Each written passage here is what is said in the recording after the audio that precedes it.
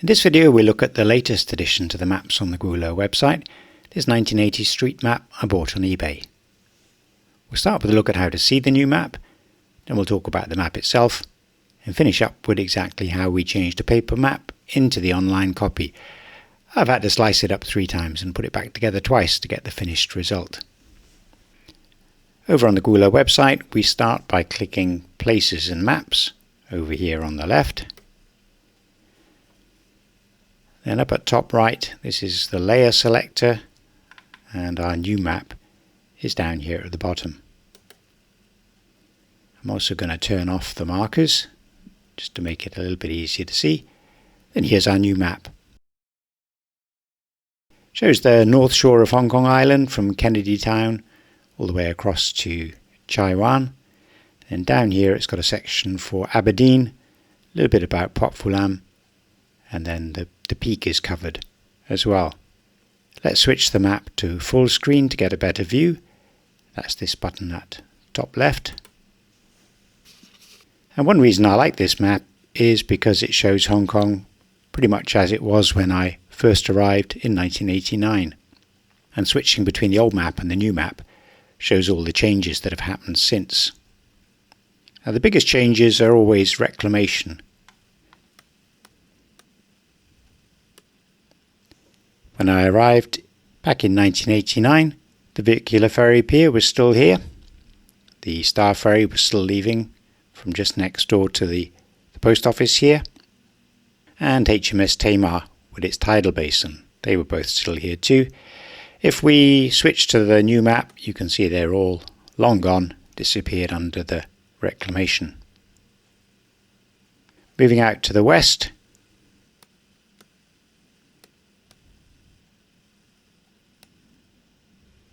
the tram line between Sek Tong Choi and Kennedy Town still ran along the seafront at that time. That was one of the first things to go.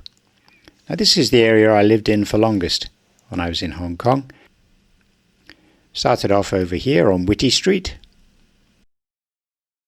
and then we moved over to this area. Now when this map was drawn in 1980, it's showing 2 terraces here. By the time we moved there, most of this land had been redeveloped into the 3 towers of Academic Terrace. But there was a building on the right here, overlooked the temple, the Loban Temple. It was called Holy Garden. That's where we were staying. Then it was back downhill again to a flat here. And that was probably the worst time you could possibly move in, because it was just about the time when they demolished Belcher's Gardens. Then they excavated the hill, and then they built the big new Belcher's residential development there. So all the time that we were in that flat, we were living next door to an enormous construction site. Next we moved back over to here and into those towers that I mentioned, Academic Terrace, and a few years later on we moved into the Belcher's development that we'd watched being built. Now at the start of the time I was living here, Kennedy Town really was literally the end of the line, the end of the tram line here, and a pretty sleepy place. The thing that changed all that was the arrival of the MTR, one station here and another one over at Hong Kong U, and that set off a great round of redevelopment in this area.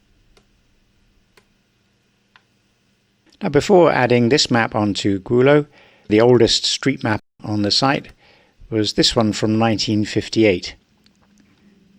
If we shrink it down a bit, we can see it was printed by Jan.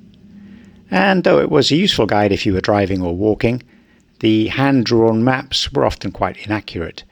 Let's have a look at Wan Chai, the area around Southbourne Playground.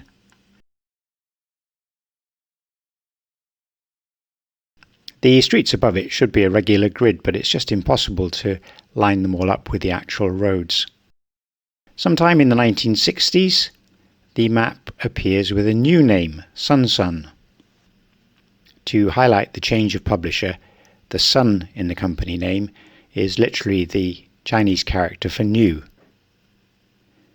The Chinese title of this map really wants you to be very sure this is not the old map. Joy Sun Gongxi, so most new company, So lots of news in there. Now, despite the change in name, the early Sun maps were basically the same hand-drawn Jan maps with just a few minor updates. But by 1980, our Sun map is based on government maps and has become a lot more accurate. Here you can see the roads with the grid that we're expecting, and if you see, they fit very accurately with the modern roads. The English captions have improved too. In 1958 we had Southorn Ground and the Springenden Street. By 1980 we've got Southorn Playground and Spring Garden, which is correct. Still, it's clear the typical customer was expected to read Chinese.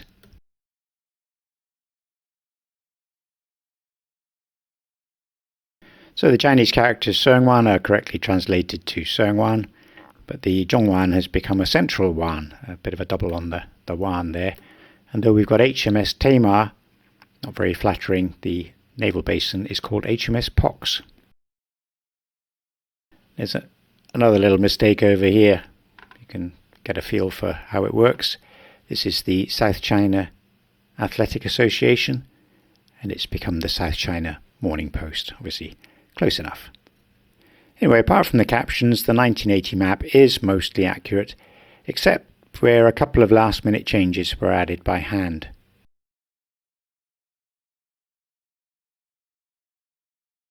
Here we are in Quarry Bay. You can see the Namfung Sunchun has been added in red, but if we compare that with the actual layout, so this is where the village actually is. So any of the old stuff is fine, but any of the recent additions, just be a bit careful with those. The worst section is down south in Aberdeen. The map originally has the Apley Jiao Island in here. It's been drawn higher just to fit it onto the page, but it's very poorly drawn. I couldn't line it up accurately at all, so I've just blanked it out here off the page. Next, where does the map come from and how did we get it onto the website? Well, it came up on eBay as part of this random bundle of maps, and luckily I recognised this area in that part of town, and the fact that the tram line was running along the seafront made me think it was probably reasonably old. Anyway, it's a bargain price. I put in an order and was able to buy it. After the map arrived, the first step is to scan it into the computer. My scanner doesn't go bigger than A4, so I have to scan it in multiple sections, making sure there's a good overlap between them to make the next step easier. So all these scans then go into Photoshop, and then working out from the center, we overlay the scans to build up the whole sheet. So this is the full side of the map, one side of the map. And after all that work to bring them together, we then have to cut up the map again to give us the 4 individual sections. So map 1, 2, 3, 4.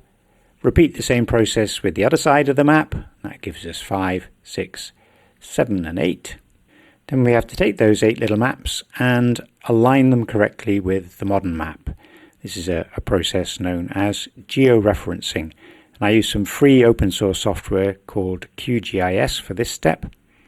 And with older maps, or with the 1945 aerial photos we looked at recently, georeferencing is a slow and tedious job, but luckily these maps are quite accurate, and georeferencing them is pretty straightforward. After georeferencing them, I use QGIS to merge the maps into a single layer and end up with this. Right, nearly there. Back into Photoshop, add the watermark, back into QGIS for the final slicing into tiles. So if you've ever wondered how online maps can show maps of the whole world at great detail, but without you having to download an enormous image file, the answer is tiles. We break up this large map into a grid of small square tiles, and the web browser is clever enough to only request the tiles needed to show the part of the map you're currently looking at. And to further save time, different tiles are generated for each of the possible zoom levels. So here we are back to our map on the website. And this number here shows we're currently at zoom level 14. These then are the tiles that were generated by QGIS, and you can see one directory for each of the zoom levels.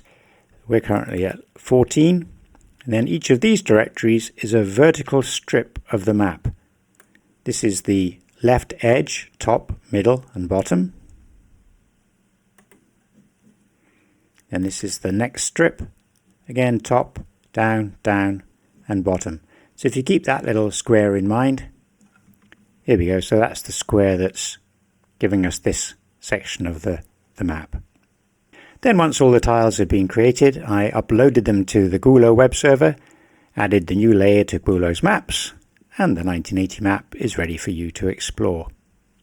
I've only given a very high level description of the steps to convert the paper map to its online version, but if you'd like to know more details about any of the steps, then just let me know in the comments below.